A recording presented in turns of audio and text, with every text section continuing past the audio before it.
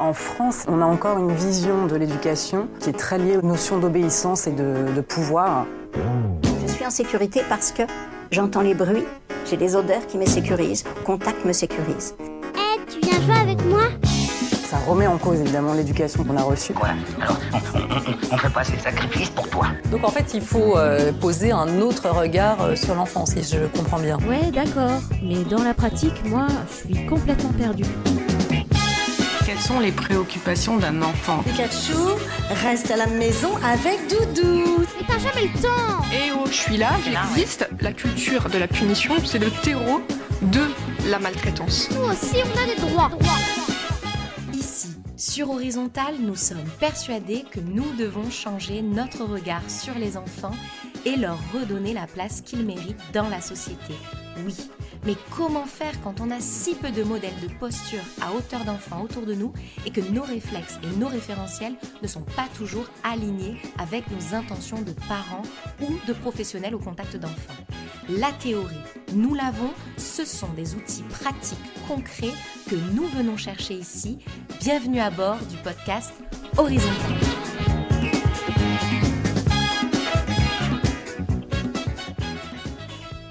Bonjour Charlotte.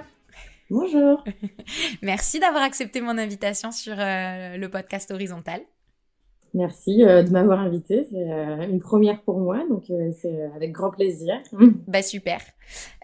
Avant de rentrer dans le vif du sujet, que tu nous expliques un petit peu comment ça se passe pour toi, ta parentalité, je voudrais te laisser te présenter comme tu le souhaites. Ouais.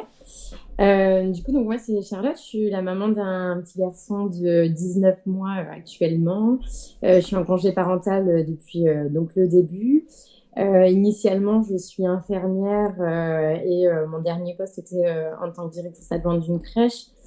J'ai toujours été passionnée par la petite enfance, le développement de l'enfant, etc. Et du coup, voilà, j'ai essayé de trouver une branche qui pourrait se rapprocher un peu de mes passions. Finalement, je suis en cours de réorientation pour devenir consultante en périnatalité et pour pouvoir vraiment travailler à mon compte et travailler comme je l'entends avec l'enfant et la petite enfance, la parentalité, les parents, etc. Voilà. Moi, je suis aussi voilà, passionnée par tout ce qui se fait, les neurosciences. Je lis beaucoup, je m'éduque, on va dire, au fur et à mesure parce qu'à la base, j'ai pas de formation là-dessus. Hein, c'est vraiment les réseaux sociaux principalement, les podcasts, après les études, les livres, etc.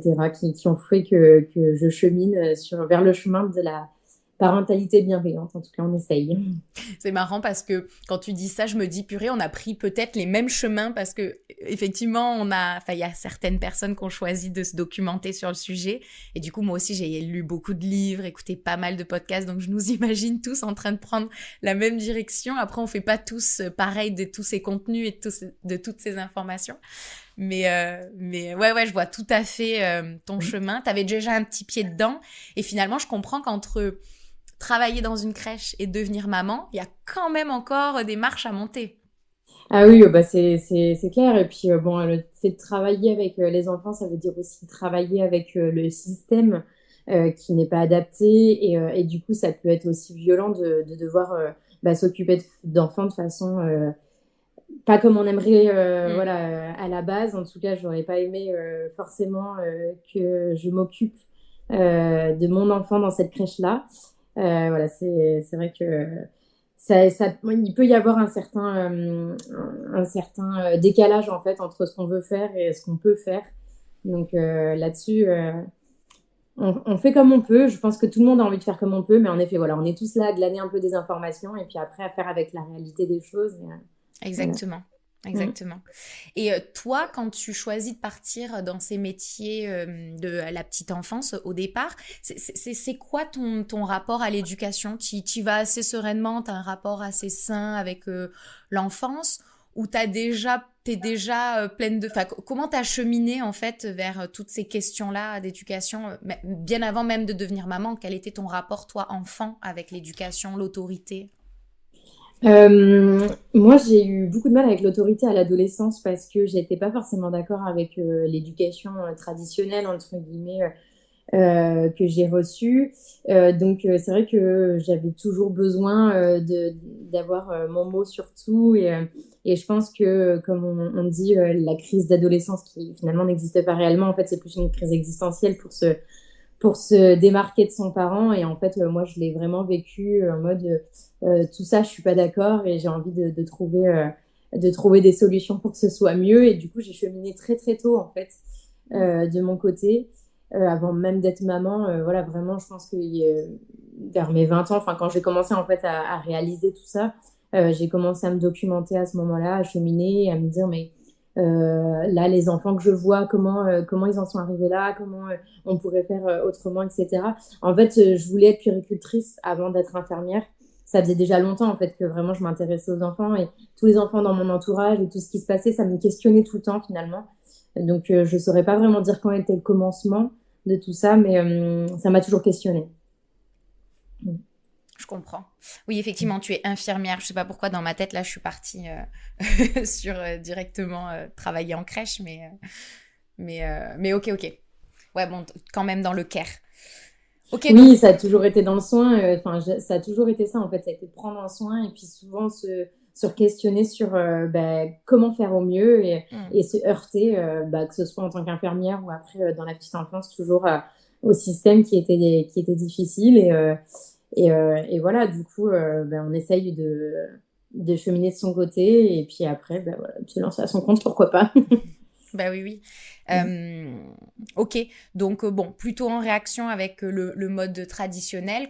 Quand tu deviens maman, donc il y a presque 2 ans, comment tu choisis, enfin comment ça s'est passé même avec ton conjoint, ton coparent en fait, comment est-ce que ça s'est fait naturellement ou pas pour vous de vous inscrire dans cette approche non violente? Il était en ligne avec toi, ton conjoint?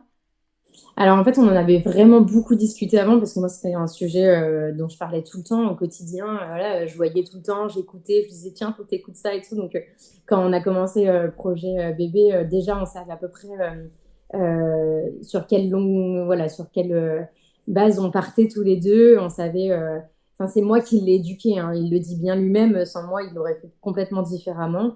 Je sais pas si c'est moins bien ou voilà, hein, il aurait fait différemment seulement parce que lui il avait pas les infos et que il l'aurait fait de façon traditionnelle entre guillemets comme il l'entend voilà, comme on entend un peu partout, les choses elles se font par expérience et on ne cherche pas forcément à comprendre ce qui se passe dans le cerveau de l'enfant.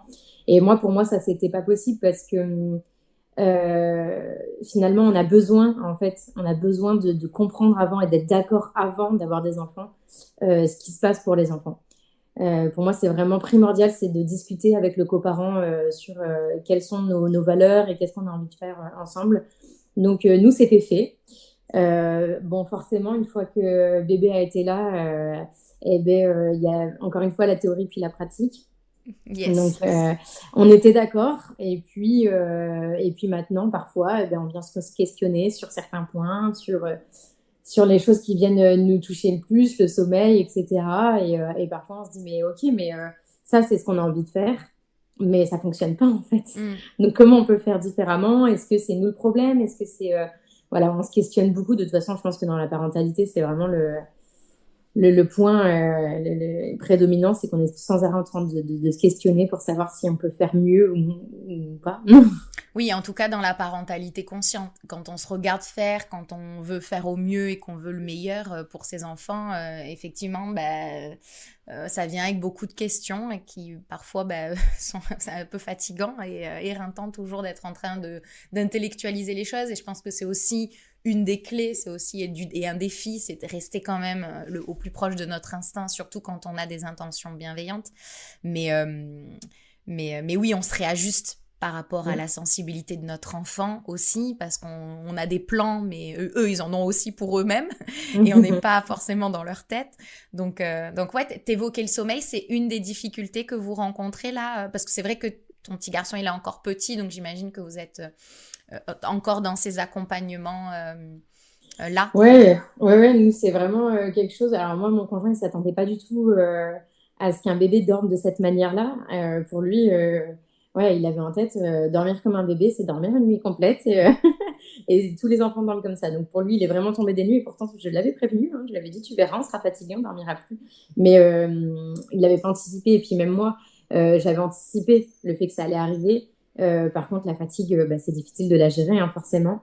Donc oui, au quotidien, en fait, c'est la gestion de la fatigue qui est vraiment le plus difficile parce que ça vient nous chercher, nous, dans la gestion de nos émotions. Et du coup, voilà, moi, mon fils, il dort comme un enfant de son âge. Et je pense qu'il faut qu'on arrive à se dire que un enfant, ça ne dort pas comme un adulte. Et il faut que ce soit commun, en fait, parce que je pense que dans l'esprit de beaucoup de personnes, il faudrait que l'enfant dorme seul, il faudrait que l'enfant s'endorme seul, il faudrait que l'enfant dorme des nuits complètes, qu'il n'ait pas besoin de ses parents, qu'on n'ait pas besoin de le réconforter, etc.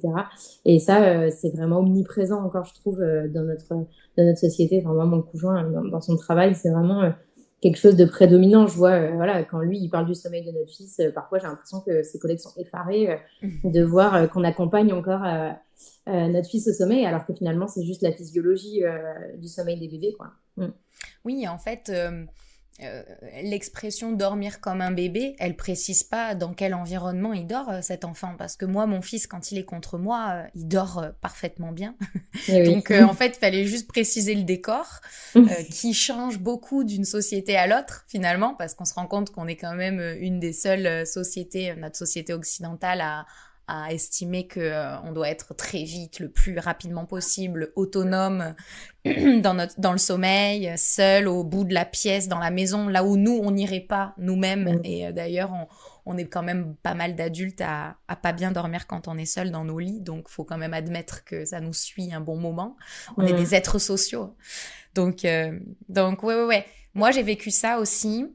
J'avais prévu d'accompagner mon fils au sommeil. Et effectivement, sur la durée, je suis très heureuse d'être en équipe avec mon mari parce que je pense souvent aux mamans solo ou aux parents solo qui peuvent pas se relayer parce que ça nous a quand même beaucoup aidé que mon mari prenne le relais à un moment donné quand moi j'étais exténuée de plus avoir de soirée, j'étais vraiment collée à lui et j'avais pas forcément envie d'aller me coucher à 18h30 tous les soirs.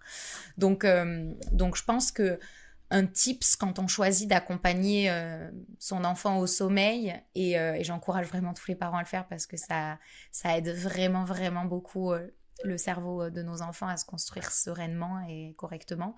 Mais un tip, c'est quand même d'avoir du relais. Je trouve que c'est vraiment chouette. Et si on n'a pas de coparents, on peut aussi faire dormir avec d'autres adultes référents. Enfin, je veux dire... il y a plein d'exemples sur Instagram, on trouve des gens qui confient leurs enfants aux grands-parents, par exemple, et la mamie ou le papy dort avec le petit. Donc, faut pas avoir peur de tout casser dans ce qu'on sait et de mettre un matelas par terre, de s'allonger avec nos enfants. Enfin, je veux dire, comment vous vous êtes organisés, vous ?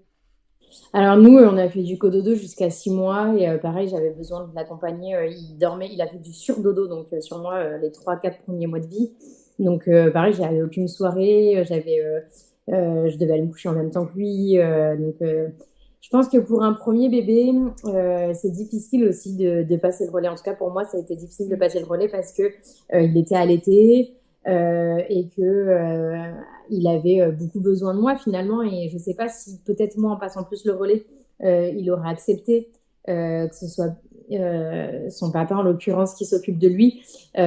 Pourtant on a essayé, j'ai l'impression, mais bon voilà, ça a été beaucoup maman et puis après voilà c'est physiologique hein, finalement. J'ai vu récemment en formation que le cerveau des enfants, quand ils naissent, le petit humain, son cerveau est en fait égal au cerveau des animaux qu'à 9 mois. Donc en fait, la gestation des humains devrait durer 18 mois. De 0 à 9 mois, en fait, c'est juste la continuité de la grossesse. Et en fait, on se questionne pourquoi on a besoin de passer le relais, pourquoi on a besoin. Et en fait, on ne devrait pas questionner parce que finalement, on devrait vivre collé à nos petits bébés. Alors, avec papa, ça marche aussi, il n'y a pas de souci. Je pense qu'il y a beaucoup de travail à faire là-dessus, justement, de savoir comment passer le relais et comment le papa peut prendre en charge de certaines choses, mais en effet, il peut pas allaiter. Et puis parfois c'est maman, hein, et puis c'est comme ça. Je pense qu'il faudrait juste qu'on ait suffisamment de disponibilité de nous, donc c'est-à-dire ne pas reprendre le travail, etc. Tout de suite pour pouvoir s'occuper de nos petits bébés qui ont juste besoin de nous de façon physiologique finalement. Oui, c'est intéressant ce que tu dis parce que la société n'étant pas, ne faisant pas la promotion de ces messages-là, qui sont aujourd'hui justifiés scientifiquement, hein, c'est pas une histoire de hippies qui adorent se coller à leurs enfants comme on a pu le croire ces dernières décennies. C'est pas une histoire d'hippies. Moi, je l'ai vraiment ressenti. En fait, tu vois, souvent, on a pu me reprocher de beaucoup me documenter, de beaucoup me renseigner, et finalement de m'éloigner de mon instinct. Alors que moi, je ressentais que c'était complètement l'opposé. J'essayais juste de comprendre pourquoi je ressentais cette difficulté à me séparer de mon bébé. Alors que tout le monde me disait, mais tu devrais prendre le relais, l'enfant a 2 mois, viens, je te le garde et prends-toi un week-end pour te ressourcer. C'est la dernière chose dont j'ai besoin, en fait.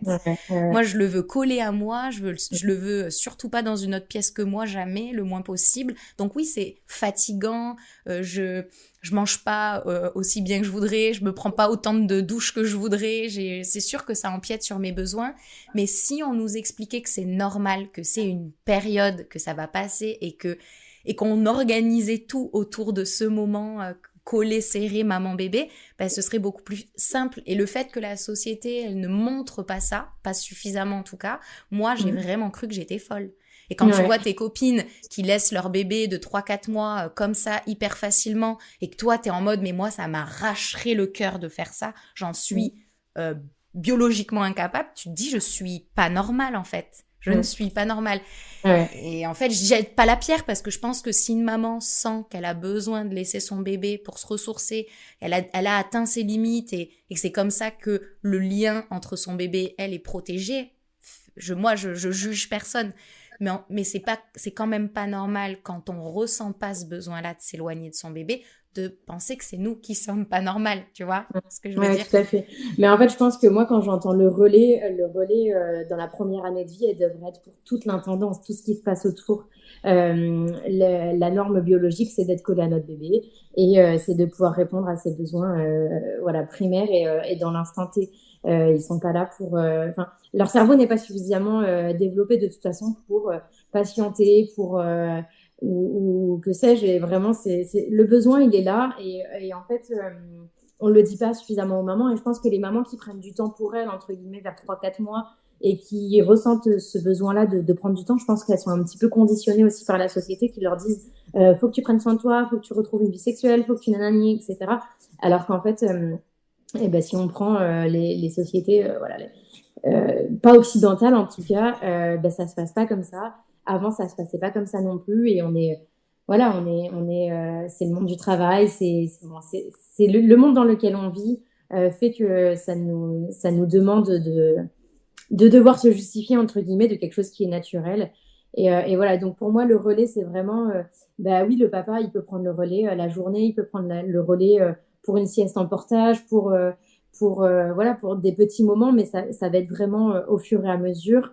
Pas à 2 mois et demi, on confie bébé à nounou parce que de toute façon, le bébé, il aura besoin d'être collé, il sera collé à nounou ou il sera à la crèche, il aura ces besoins-là et peut-être on va pas répondre à ses besoins. Et finalement, c'est là où quelque chose se casse aussi. Pour moi, c'est vraiment, il n'y a pas de bébés qui sont plus indépendants en fait. Ces bébés-là, c'est juste qu'ils apprennent à faire autrement. Et si on leur laissait la possibilité en fait d'être plus avec leurs parents ou en tout cas avec un référent qui est vraiment présent physiquement, ça se passerait certainement différemment par la suite. Peut-être qu'on s'en rend pas compte au début, peut-être qu'il y a des bébés dès le départ, on se rend pas compte finalement que c'est difficile pour eux, ça se passe bien, ils dorment bien, ils dorment bien, ils mangent bien, c'est tout ce qu'on leur demande.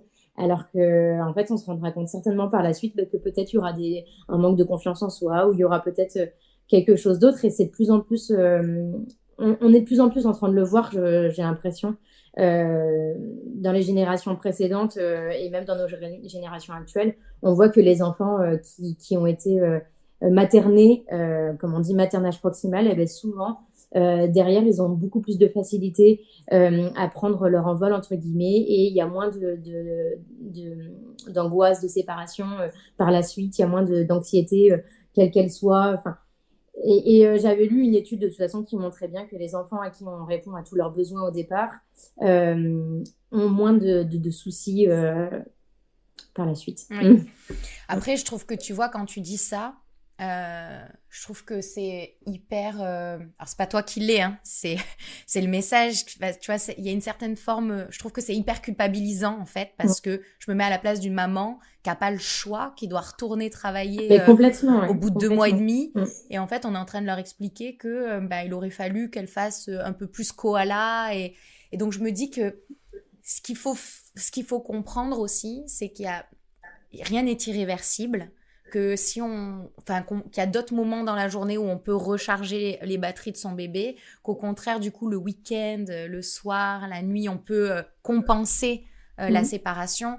Et je veux dire, parce que, tu vois, ce qui est violent, en fait, c'est qu'on est en train d'ouvrir les yeux sur un certain nombre de données, hein, t'en évoquais pas mal, là. Et à côté, on te dit retourne bosser au bout de 2 mois et demi, sinon je te file 300 balles par mois et en fait, toi, c'est pas assez pour bouffer ou payer ton crédit ou voilà, vivre. Et en fait, du coup, comment on fait quoi dans ces situations? Tu vois, c'est hyper... on est tiraillés, c'est infernal. On laisse pas du tout les moyens aux parents, et là ce nouveau congé familial, je crois ils veulent l'appeler comme ça, enfin vraiment j'espère qu'il va avoir lieu et vraiment rapidement, parce que pour moi c'est primordial. J'ai voyagé en Suède et en Finlande, et quand même cette éducation là donc des pays scandinaves, elle me passionne beaucoup, et on voit les bienfaits vraiment maintenant à l'école et même dans la vie des adultes. Je veux dire, ils ferment des prisons en Suède. Je veux pas dire que notre mode d'éducation fait qu'on a tant de délinquance, etc. Mais il y a certainement quand même une corrélation entre les deux. Et en fait, juste, ils ont 1 an de congé parental. Et en fait, juste, ils ont pas cette pression-là dans les pays scandinaves. Un bébé qui est malade, on peut rentrer du boulot pour aller s'occuper de lui. Nous, ici, on n'a pas... je vois mon conjoint, il a même pas de congé enfant malade, il a rien de tout ça. Il fait des grosses semaines de 40 heures. Il n'est pas présent du tout. Moi, si j'avais dû reprendre le boulot à 2 mois et demi, vraiment, je me sens hyper privilégiée d'avoir pu faire autrement. Voilà, et je sais que c'est notre société qui n'est pas du tout adaptée. Et moi, j'ai envie de me battre, en fait. Moi, je suis très en colère contre ça. Et c'est pour ça que je tiens ce discours-là. C'est parce que j'ai de la colère, en fait. Et je me dis que quand on fait un enfant, c'est bien d'anticiper l'éducation qu'on veut lui donner, mais aussi de se dire, si j'ai pas le choix que de retourner au travail, comment je peux faire pour venir répondre aux besoins de mon bébé au mieux, quoi. Et voilà, c'est vrai que c'est très culpabilisant pour les parents, et c'est pas du tout le discours que j'ai envie d'avoir, mais en fait c'est de la colère, c'est vraiment j'ai de la colère, et je comprends. On demande aux parents de faire au mieux et en même temps on leur laisse pas les moyens. Et est-ce qu'on forme suffisamment nos assistantes maternelles, nos auxiliaires puères pour qu'elles portent, par exemple, une idée qui me paraît pas si difficile à mettre en place, c'est que la nounou, elle pourrait très bien avoir notre bébé contre elle la journée. C'est pas le cœur de maman, c'est pas l'odeur de maman, mais c'est une nounou bienveillante qui aime les enfants, qui lui donne toute sa tendresse, et ça réchauffe quand même le cœur, les tissus, mais bien sûr, et c'est un cœur qui bat quand même. Donc, je veux dire, est-ce qu'on leur apprend à faire du maternage proximal pour prendre le relais? En fait, c'est des relais des mamans, donc mais complètement, des parents. Donc, je me dis que ça peut aussi passer par une meilleure formation de nos relais, en fait. Non, mais que ce soit la nounou, que ce soit la crèche, que ce soit les grands-parents, c'est vrai que le moyen de garde, il pourrait être suffisant, entre guillemets, pour venir répondre aux besoins du bébé, à condition que les professionnels soient bien formés, soient dans des conditions favorables, etc. Et encore une fois, pour avoir travaillé en crèche, je sais que c'est pas le cas, pour voir, voilà, nous, on a fait des signalements. On a fait des signalements à la PMI, etc. Et en fait, je trouve qu'on n'a pas suffisamment l'œil assez ouvert justement sur tout ça, parce que l'enfance et la petite enfance n'intéressent certainement pas encore suffisamment nos politiques. Et voilà, mais oui, on pourrait favoriser l'allaitement à la crèche, on pourrait favoriser le maternage proximal, on pourrait réduire les journées. Il y a plein de choses qui pourraient être faites. Et je pense que c'est vraiment important de voir avec son employeur aussi, de savoir qu'est-ce que je peux faire, comment il peut m'accompagner, etc. pour faire au mieux. Ouais. Mais tout ça, ça commence par les parents. Il faut déjà qu'ils aient les informations correctes sur qu'est-ce qu'on fait avec un bébé finalement, parce que aujourd'hui, on entend encore beaucoup de pédiatres et pas que, mais les pédiatres sont un peu quand même la figure d'autorité, on va dire, qui nous disent encore qu'il faut laisser pleurer des bébés, qu'il faut qu'un bébé, ça doit attendre tant de temps avant de manger, que ça doit dormir tant de temps, etc. Donc, je pense que la formation, elle est nécessaire, mais pour tout le monde, vraiment pour tout le monde. Mais oui. Puis, en fait, quand on est parent, on se rend bien compte que alors moi j'en ai qu'un, j'ai pas encore ce comparatif, mais j'ai des amis qui ont des enfants, qui ont plusieurs enfants, qui n'ont rien à voir l'un avec l'autre. Donc on se rend bien compte que les cases que les pédiatres défendent, il faut dormir tant, il faut manger ça, il faut faire comme ci, il faut faire comme ça, il faut avoir développé telle compétence à tel âge. On se rend bien compte que d'un enfant à l'autre, c'est pas possible. Donc on l'observe, nous, que le système il est défaillant et qu'en fait l'enfant il est pas du tout... on pense plus au confort de l'adulte et à la productivité de la population qu'au bien-être de nos enfants. Donc, je pense qu'il y a... Mais c'est un peu ce qu'on se disait au début, c'est que quand on ouvre cette porte-là et qu'on commence à se renseigner, c'est une réalité qu'on n'a pas tous envie d'affronter. Et j'avoue que parfois, dans des moments de fatigue extrême, je me suis dit, mais si j'étais ignorante, en fait, ce serait beaucoup plus confortable pour moi parce que je ferais ce qui m'arrange à moi, ce qui me convient à moi et ce serait plus simple. Mais bon, c'est pas ce que je veux. Et l'idée, c'est pas de mettre les besoins de nos enfants en dessous de nous, ni au-dessus, c'est de les mettre au même niveau. Et je pense que c'est la coopération de ces besoins-là qui doit exister et qui aujourd'hui est hyper difficile, quoi. Ok. Dans votre parentalité, il y a alors j'entends qu'il y a donc l'accompagnement et au sommeil qui est normal, mais ça représente un challenge pour tous les parents, la gestion de la fatigue. Il y a d'autres difficultés que tu voudrais partager avec nous? Oui, les difficultés du quotidien, j'ai envie de dire, donc qui sont majorées certainement par la fatigue aussi, mais bien sûr que on arrive dans la période des 2 ans, la période d'affirmation de soi, donc notre enfant il va être là pour lui montrer qui il est, pour montrer sa personnalité, etc. Et en fait, encore une fois, c'est des choses sur lesquelles la société n'a pas suffisamment de renseignements, et on se dit un enfant qui se roule par terre, un enfant qui a des tempêtes émotionnelles, il faut à tout prix le brider, il faut à tout prix lui apprendre que c'est pas lui qui commande, etc. Et ça, c'est des paroles qu'on entend au quotidien. Donc ça, c'est des choses qui viennent heurter en fait notre parentalité, parce que on a des valeurs qu'on a envie de respecter et on a ce qui se passe autour de nous aussi. Donc je pense que c'est important d'être bien soudé avec le coparent, en tout cas sur ce qu'on veut faire, parce qu'il y a un certain âge, je dirais passé 2 ans, enfin en tout cas avant 2 ans, où très vite tout ça peut venir nous toucher personnellement et du coup nous mettre encore plus en difficulté. Nous, on voit bien, là on commence à avoir les premières tempêtes émotionnelles, l'affirmation de soi qui est une période qui est formidable pour l'enfant et qui est vraiment absolument nécessaire. Mais oui, quand on est fatigué, la gestion de nos propres émotions, c'est difficile. Et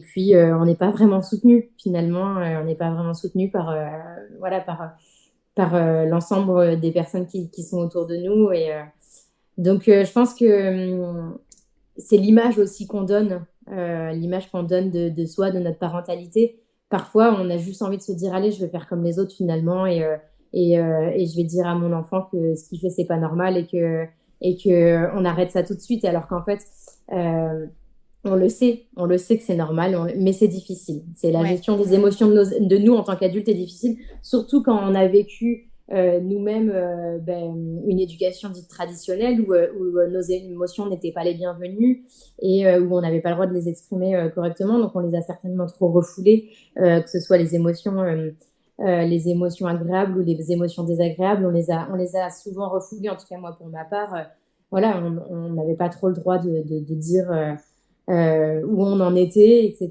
Il fallait quand même rentrer dans les cases. Et je pense que maintenant, ça fait des adultes qui ont du mal à gérer leurs émotions. Ça fait nous, quoi. Voilà, ça fait ça, nous c'est... qui, devant, qui devons nous, enfin, moi, ce qui m'étonne, c'est que parfois, il y a des choses qui sont pas si graves et qui m'activent. Je sens que là, j'ai une colère en moi qui vient, une espèce de forme de violence en moi qui est en train de monter, alors que ce qu'il est en train de faire, c'est pas non plus le truc le pire au monde, quoi. Enfin, on a des enfants qui ont 2 ans, ils sont pas, c'est pas des criminels. Et je me dis, pourquoi t'es traversée par autant d'agitation, de colère, là, juste parce qu'il veut aller à droite alors que tu lui as demandé d'aller à gauche. C'est pas très grave, en fait. Et c'est aussi ça qui est intéressant dans la parentalité, en tout cas moi dans celle que je vis, c'est de me rencontrer, d'essayer de comprendre ce qui m'anime. Et en fait, oui, dans le speed de la vie, on n'a pas toujours le temps de faire, alors attends, je me pose, je ressens la violence qui me traverse, l'enfant il est sur le trottoir en train de faire sa vie, on n'a pas tout le temps le temps de faire ce mécanisme intellectuel ou instinctif de gestion de nos propres émotions. Donc oui, en fait, le boulot qu'on est en train de faire, nous, sur comment on gère nos émotions, on le fait. Enfin, en tout cas, le choix d'accompagner nos enfants dans la gestion de leurs émotions, c'est pour essayer de faire en sorte que ce boulot-là qu'ils auront à faire, il soit le moins difficile possible, quoi. Et effectivement, c'est pas parce qu'on sait que c'est pas facile. Et c'est pas parce qu'on a choisi d'accompagner son enfant dans le sommeil que c'est pas difficile. Moi, j'ai beaucoup eu t'es fatigué, mais en même temps, t'as choisi de pas le laisser pleurer et laisse-le pleurer, il dormira et tu seras pas fatigué. Donc, tu sais, il y a aussi ce truc de, j'ai pas le droit de me plaindre, j'ai pas le droit de manifester un inconfort parce que j'ai fait des choix qui vont dans le sens de me fatiguer. Oui, encore une fois, j'ai pas choisi le confort de l'adulte, j'ai choisi le bien-être de mon enfant et donc je me la boucle, quoi. Et il y a aussi, moi c'est ça aussi que je veux dire au travers de ce podcast, c'est que venez, on peut tous s'entraider, ceux qu'on fait ces choix-là, d'accompagner, d'être là. Alors encore une fois, c'est difficile quand même de pas tomber dans le piège d'honorer les besoins de notre enfant au détriment des nôtres. Donc je trouve que c'est un équilibre qui est pas facile à trouver parce qu'on est seul et qu'on n'est pas forcément accompagné là-dedans. Mais venez, on s'entraide parce qu'on est nombreuses à accompagner nos enfants, nombreux à accompagner nos enfants au sommeil et on a le droit de se dire entre nous que c'est difficile sans vouloir remettre en cause le choix. Tu vois ce que je veux dire ? Ouais, non mais tout à fait. Et puis, on disait tout à l'heure, moi on a fait cododo pendant 6 mois et puis après on a fait cododo mais dans sa chambre. Il a un lit au sol et en fait c'est des choses comme ça, de dédramatiser le fait que les 2 parents ne dorment pas ensemble, forcément tout le temps, que on dort avec notre enfant dans un lit au sol, un lit double au sol et que en fait faut trouver des solutions justement pour alléger notre charge mentale. Et voilà, c'est comment faire pour que un tel il a réussi à faire comme ça, ok, moi je vais pas continuer à allaiter mon enfant alors qu'il est dans un lit dans lequel moi je peux pas me coucher, par exemple. Ça c'est hyper difficile. Enfin, les parents, on leur dit faut que l'enfant il ait son lit et qu'il puisse pas en sortir parce que voilà, pour telle et telle raison. Mais en même temps, si on allaite, ça colle pas. Donc oui, se dire entre nous comment on peut faire et comment toi tu traverses les choses et qu'est-ce que tu mets en place, ce serait génial en fait si on avait ce village-là, le village dont on parle tous et si on était en adéquation un peu sur les besoins de l'enfant et sur nos propres besoins et comment se relayer, etc. Mais moi, typiquement, quand on a attendu notre bébé, on savait pas si c'était une fille ou un garçon, on avait fait la chambre lit à barreaux, toute mignonne, toute machin. Et moi, un soir, j'ai pété un câble, donc mon mari bossait la nuit, j'ai pété un câble d'avoir l'impression de le forcer à aller dans ce lit alors qu'il voulait être avec moi, mais moi, j'en pouvais plus, je me pétais le dos à être au-dessus du lit, à essayer de le... Et en fait, j'ai démonté le lit, j'ai mis 2 matelas par terre, mais j'avais jamais vu personne le faire, en fait. Moi, j'ai juste disjoncté toute seule en me disant, mais en fait, tout ce que je veux, c'est de m'allonger avec lui, qu'il soit quand même en sécurité. Donc, je vais mettre ces 2 matelas que j'ai achetés pour mon neveu et ma nièce quand ils viennent à la maison. Je vais les mettre au sol. Ça faisait le plus grand lit de la maison parce que ça faisait 200 sur 180 parce que voilà.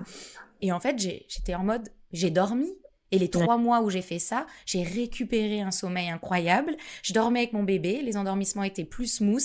Enfin, en fait, j'étais en mode, mais il y a des parents qui s'épuisent, qui se réveillent 5-6 fois la nuit, qui marchent de leur chambre à la chambre de leur enfant, qui l'allaitent, qui le reposent, et machin, et reste 20 minutes, et retourne te coucher, t'as passé ton train. Alors que si tu te poses, tu t'allonges avec ton bébé, et tu dors, il dort, tout le monde dort. C'est quoi l'objectif, en fait? C'est que tout le monde dorme. Donc moi, en fait, je me suis dit, maintenant, je vais me concentrer sur l'objectif initial. L'objectif initial, c'est dormir. Moi, j'ai besoin de dormir, sinon je vais vriller. Je vais pas être la mère que je veux être. Lui, il a besoin de dormir parce qu'il doit se construire. Eh ben, on se dort ensemble. Et tu vois tout de suite, oh mon Dieu, la vie de couple. Mais les gars, soyez un peu imaginatifs. Est-ce qu'on peut pas être un couple en dehors de notre lit, en fait? Enfin, je veux dire. Ouais, et puis concrètement, des parents qui ne dorment pas, c'est pas des parents qui ont envie d'être un couple au lit. Voilà, c'est le sommeil, c'est primordial, et quand on n'a pas le sommeil, de toute façon, la vie de couple, elle roule pas bien non plus. Donc, je pense qu'il y a vraiment un accent à mettre sur le sommeil de tout le monde et comment faire pour qu'il soit de meilleure qualité. Et une fois qu'on a un sommeil de meilleure qualité, on peut mieux gérer les journées aussi et réussir à trouver des tips pour les journées, pour comment gérer les émotions de nos enfants et nos propres émotions quand on a suffisamment de sommeil de qualité. Si c'est pas le cas, déjà, on se met des bâtons dans les roues, quoi. Ben oui, bien sûr. Donc c'est vrai que moi je trouve ça intéressant. Alors il y a peut-être des gens qui n'ont pas fait comme ça, il y a peut-être des gens qui n'ont pas envie de faire comme ça, et on n'est pas en train, moi je suis pas en train de dire faites ça sinon vous êtes un mauvais parent. Je dis juste qu'à un moment donné, il faut mettre du bon sens dans nos approches, et quand on se réveille 6-7 fois par nuit, qu'on insiste pour que l'enfant il dorme dans son lit et que nous on dort dans notre chambre, et que ça fonctionne pas pendant des mois, et que ça, en fait, ça faut aussi se rendre compte que ça pollue toute la famille et qu'il y a d'autres solutions. On peut dormir avec son enfant au sol. Il y a en fait, je veux dire, avec la mode Montessori, il y a plein de lits au sol aujourd'hui qui sont proposés sur le marché, donc on n'est pas obligé de faire ça, mais je veux dire, c'est en train d'arriver.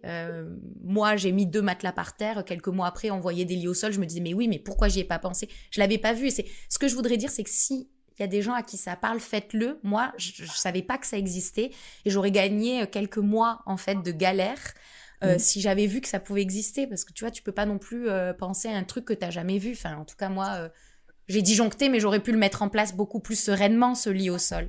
Et il a fallu que j'atteigne mes limites que je sois en négatif de sommeil pour que ça vienne me percuter l'esprit de me foutre par terre avec mon gamin. Et je suis pas une hippie. Tu vois, et je suis pas une hippie, j'avais juste besoin de dormir, mon fils aussi, et à un moment donné, pourquoi on va autant contre la physiologie, quoi. Exactement. Donc, yes.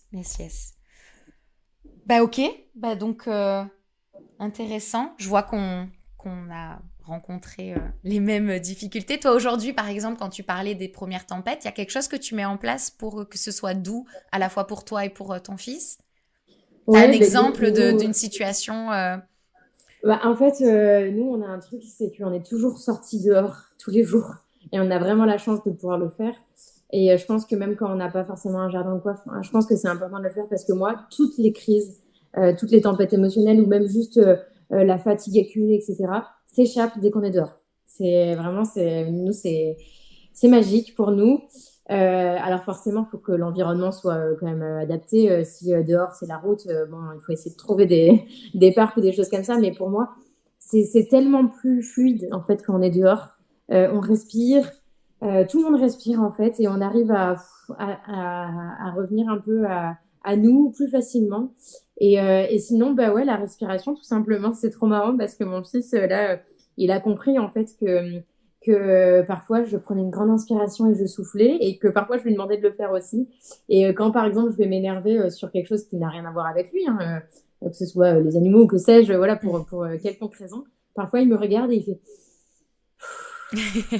et c'est trop marrant, parce que même depuis ses 18 mois, il a compris ça, que la respiration ça aidait beaucoup. Et forcément que quand il est dans une tempête émotionnelle, il n'arrive pas à respirer. Mais déjà, nous, en tant que parents, arriver à se positionner à côté de notre enfant et à lui dire, voilà, tu vois, j'arrive à garder mon calme, je suis là pour toi, je suis présent. Et respirer, c'est primordial. Parfois, j'arrive pas à parler. Parfois, j'arrive pas à lui dire, je suis là, etc. Juste, je me pose et je respire. Nous, ça nous aide bien, mais Ouais, on le c'est fait aussi à la maison. Et pareil, en fait, moi, j'étais la première. C'est beaucoup mon mari qui a fait ça avec notre fils le soir pour l'endormir, pour le calmer. Il faisait des respirations. Enfin, moi, j'étais bluffée parce qu'il l'a fait hyper tôt. Enfin, je veux dire, à même pas 1 an, ou enfin, très rapidement, il faisait. Et en fait, il nous bluffe aussi parce que, bon, on met des choses en place, on se dit qu'ils comprennent, qu'il faut pas croire qu'ils comprennent pas, mais au fond de nous, on se dit, mais est-ce qu'il comprend vraiment ce que je suis en train de lui... Mais t'as raison, en fait, juste en le faisant, ils nous observent, et puis si ça leur parle, ils l'utilisent, et je pense que c'est, dans nos sociétés, apprendre à respirer, c'est un très beau tips, donc ouais, nous aussi, on le met en place à la maison, et ça marche bien. Ça marche bien. Mais voilà, je pense qu'encore une fois, il faut se dire que nous, la respiration, ça va nous aider, nous aussi, sur nos propres émotions, parce que parfois, un enfant, ça peut taper, ça peut mordre, etc. Et moi, ça peut vite me faire vriller aussi quand mon fils, il commence vraiment à être violent lui-même, que ce soit envers lui-même ou envers moi. Lui, il a un truc aussi, c'est parfois de se faire mal à lui. Donc pour moi, ça, c'est vraiment très, très, très difficile à regarder. Et je n'arrive pas à le laisser de toute façon. Donc là, pour le coup, il y a de la contenance. Mais c'est vrai que nous, gérer nos propres émotions grâce à la respiration, ou voilà, déjà, ça peut aider un petit peu aussi, même si c'est pas facile. Franchement, c'est difficile quand on est dans des situations comme celle-là d'arriver à garder son calme. Et je pense que ça demande de l'expérience finalement aussi. Hein. Mais oui, comme on dit, c'est pas simple, on essaye, on fait de notre mieux, parfois on y arrive, parfois on n'y arrive pas. L'important, on le dit souvent ici, c'est de réparer et d'en avoir conscience. Donc, ouais. Savoir dire, ouais, tout à fait, là, j'ai été en colère, ça m'a rendu triste, etc. Déjà, nous, parler de nos émotions. Nous, on a une affiche qui a été faite par une copine d'Insta aussi, qui est géniale, avec les émotions, où vraiment c'est hyper parlant pour l'enfant. Mais il existe plein d'autres supports, en fait, où on peut voir les émotions des enfants, et déjà venir leur parler de leurs propres émotions, de celles que nous on partage, voire de les signer. Nous, on les signe aussi avec donc le langage associé à la parole, le signe associé à la parole, pardon. Et ça, c'est marrant parce que je lui ai signé la peur une fois, il me l'a compris, et il me le fait tous les jours, la peur, il me le fait tout le temps. Après, la colère, je pense qu'il comprend le signe, il le fait pas encore, mais c'est des choses quand même qui viennent percuter, et je trouve que c'est hyper intéressant. Ouais, c'est clair que les signes, c'est un outil qui est incroyable, et nous, on a un petit garçon qui a pas restitué très tôt. Je pense qu'il a commencé à restituer les signes autour de 13-14 mois. Je commençais un peu à me décourager et à avoir envie de me dire, bon, c'est pas pour lui, je vais arrêter de signer comme une tarée dans tous les sens. Mais il le fait beaucoup aujourd'hui. Et tu vois, il vient d'avoir 2 ans, donc, il parle beaucoup en associant les signes. Et en fait, ça aide parce que, bon, il parle pas distinctement sur tous les mots. Donc ouais, c'est un outil qui est pas mal. Et la peur, c'est aussi un signe qu'il a beaucoup, beaucoup fait, Ilan. Donc j'étais contente qu'il l'a imprimé. Donc je pense qu'ils ont plein de... Enfin, je pense qu'il dit peur pour plein d'autres choses. Il va falloir que je lui apprenne peut-être à distinguer. Mais oui, au moins, il sait dire... c'est sa façon aussi de dire stop quand il y a quelque chose qui lui convient pas. Ouais. Donc ouais, les signes, c'est aussi un très bel outil, et j'invite les gens à se documenter. Il y a de plus en plus de contenus qui sortent dessus. Là, je sais que Marie Kao a sorti un nouvel imagier à destination des adultes. Donc c'est vraiment des outils qui sont super. Merci Charlotte pour ce partage de vision des choses, de posture, de difficulté aussi, parce que je trouve ça intéressant de dire qu'on peut faire des choix, et ça veut pas dire que c'est pour autant facile, mais quand on est convaincu et aligné, il faut s'accrocher. Est-ce qu'il y a quelque chose que tu voudrais rajouter ? Non, merci à toi d'avoir pu parler de ce sujet qui pour moi, qui me touche particulièrement, et je pense que c'est important d'en parler vraiment au maximum, et de diffuser les informations, et puis de déculpabiliser les parents en leur disant mais ce que vous vivez, on le vit aussi en fait, et que peut-être on peut arriver à trouver des solutions ensemble, et ne pas être là à faire la course de qui c'est qui fait mieux tout le temps et comment, etc. Et voilà, nos enfants, ils sont tous différents. Nous, en tant qu'adultes aussi, on est tous différents, mais en fait, l'objectif pour tout le monde, on aime nos enfants, tout le monde aime ses enfants. Et en fait, l'objectif, c'est qu'ils soient heureux, et c'est que tout le monde soit épanoui. Donc, même les personnes qui font un peu de façon traditionnelles sans se questionner. En fait, au fond, elles ont qu'une envie, c'est que ça roule aussi pour elles. Et en fait, je pense que c'est important de diffuser ces infos-là au maximum pour que un jour, on arrive à une société comme en Scandinavie où en fait, ce soit juste la norme, tout ça. Ben oui, et qu'on puisse faire nos choix en fait. Aujourd'hui, c'est peut-être ça qu'on dénonce, c'est si t'as pas envie de dormir au sol, dors pas au sol avec ton gamin.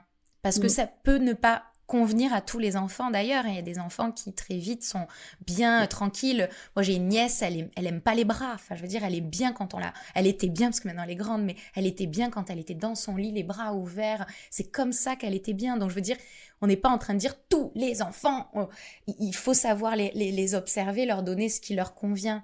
Mais ce qu'on veut, c'est qu'on puisse avoir le choix et que si on sent que c'est ce dont notre enfant a besoin, il faut qu'on puisse le mettre en place facilement sans être jugé, sans se sentir marginalisé, sans devoir se justifier. Il faut que chacun puisse faire à sa façon sans être regardé comme un ovni en fait et qu'il y ait de la place pour tous les tempéraments, tous les besoins des adultes, des enfants et que chacun puisse exister en fait.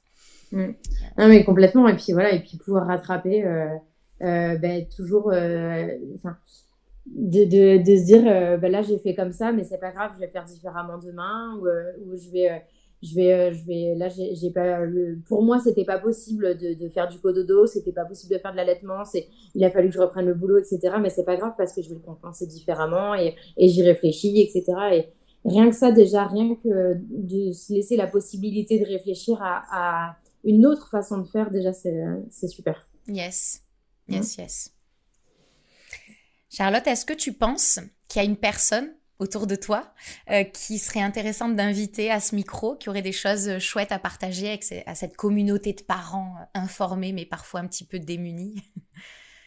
Oui, moi je pense, j'ai aussi une copine d'Insta, c'est Susanna de la page Susanna et Zoé, donc elle est assistante maternelle à la base et elle a pris un congé parental de 3 ans aussi pour pouvoir s'occuper de sa fille avant l'entrée à l'école et elle m'épate en fait tous les jours parce qu'elle parle de ses propres émotions vraiment d'une facilité incroyable et elle est très souvent mise ses émotions sont mises à rude épreuve mais comme celle de tout le monde et en fait elle arrive vraiment à revenir dessus avec sa fille mais aussi sur les réseaux sociaux donc c'est hyper déculpabilisant pour les parents qui sont autour d'elle et elle explique vraiment de façon très précise ce qui se passe dans le cerveau de son enfant parce qu'il est développé de telle manière et que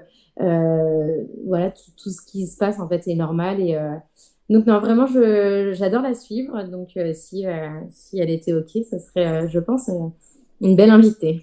Super, je la contacte avec joie. Très bonne découverte pour moi parce que je la connais pas. Donc je vais aller regarder ce qu'elle fait et je vais lui faire un petit coucou de ta part. Merci beaucoup, Charlotte. Merci à toi de m'avoir invitée, c'était vraiment un plaisir. Et bonne continuation et c'est super, je te félicite pour ta posture. C'est chouette de partager ça. À bientôt. À bientôt. Merci. Vous venez d'écouter Horizontal, le nouveau podcast qui déverticalise les relations adultes-enfants. Si cet épisode vous a plu, n'hésitez pas à le partager autour de vous et à vous abonner sur la plateforme d'écoute. C'est le meilleur moyen de soutenir ce projet. Si vous souhaitez venir partager votre expérience, contactez-moi sur la page Instagram. Je vous remercie infiniment pour votre soutien et je vous souhaite beaucoup de douceur avec vos enfants.